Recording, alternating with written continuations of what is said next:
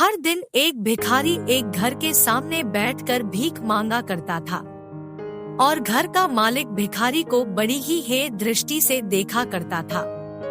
कई बार उसके लिए गालियां भी बकता था। वो कहता, तू जिंदा ही क्यों है? पूरी जिंदगी ऐसे ही भीख मांगेगा क्या? धरती का बोझ क्यों बना बैठा है? और कभी कभी उस भिखारी को गुस्से में वह धक्का भी मार दिया करता। इतना कुछ हो जाने के बावजूद भिखारी के मुंह से सिर्फ यही निकलता कि भगवान तुम्हारे पापों को माफ करे। एक बार सेठ को धंधे में बड़ा नुकसान होने की खबर मिली। सेठ बहुत परेशान था कि तभी उसके दरवाजे पर वही भिखारी आया। गुस्से में अपना आपा खोते हुए सेठ ने उस भिखारी को पत्थर दे मारा। पत्थर लगने के कारण भिखारी का सर फूट गया और उसके सर से खून बहने लगा। फिर भी दर्द से कराहते हुए भिखारी ने इतना ही कहा, भगवान तुम्हारे पापों को माफ करे। भिखारी वहां से चला गया। सेठ सोच में पड़ गया। भिखारी को पत्थर मारा, फिर भी उसने सिर्फ प्रार्थना की। सेठ का गुस्सा शांत हुआ। भिखारी का रहस्य जानने के लिए सेठ ने भिखारी का पीछा करना शुरू कर दिया। भिखारी जहाँ जहाँ जाता सेठ उसके पीछे जाता। सेठ ने देखा कि कोई उसको खाना देता, कोई उसको मारता, कोई अपमानित करता, तो कोई गाली देता। लोग भिखारी के साथ चाहे जैसा व्यवहार करते, लेकिन भिखारी सबके लिए एक ही प्रार्थना करता, भगवान तुम्हारे पाप माफ करें। अब रात होने को आई थी। भिखारी अपने घर जाने के लिए लौटा। वो अपने घर पहुंच गया, लेकिन सेठ अब भी उसका पीछा कर रहा था। एक पुरानी टूटी हुई खटिया पर एक बूढ़ी औरत लेटी हुई थी। काफी कमजोर और बीमार लग रही थी। वह भिखारी की पत्नी थी। अपने पति को वापस आता देख वह खाट से उठ खड़ी हुई। पत्नी ने अपने पति के भीख वाले कटोरे में देखा। उसमें सिर्फ आधी बासी रोटी थी।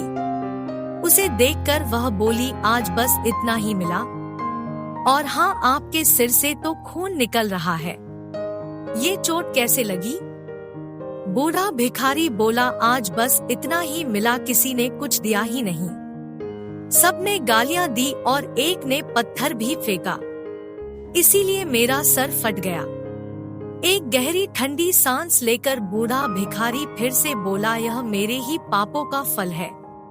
तुम्हें याद है कुछ सालों पहले हम कितने अमीर थे? क्या कुछ नहीं था हमारे पास?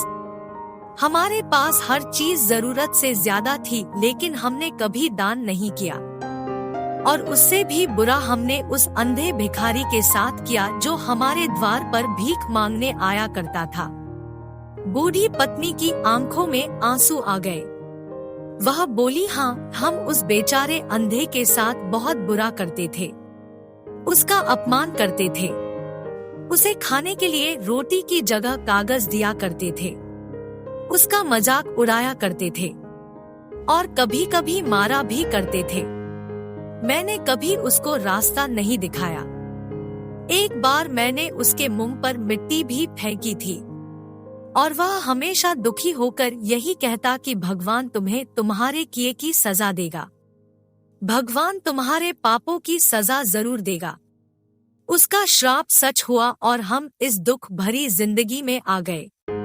भिखारी बोला, हाँ, उसका श्राप सच हुआ, इसलिए मैं किसी को बद्दुआ नहीं देता।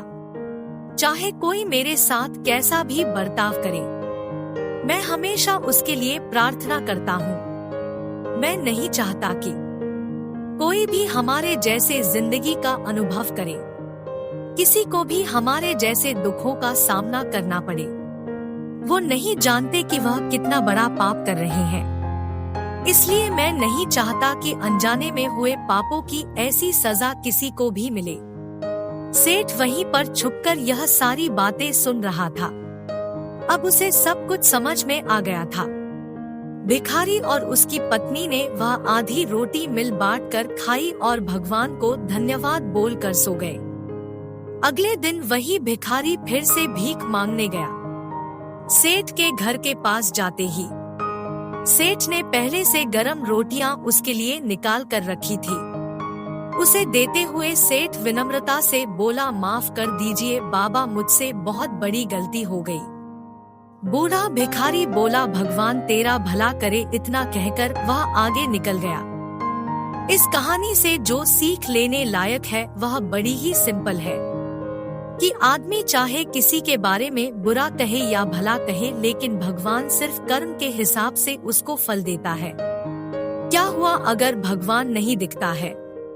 लेकिन यह बात बिल्कुल सच है, उसके खाते में सबका हिसाब बहुत पक्का होता है।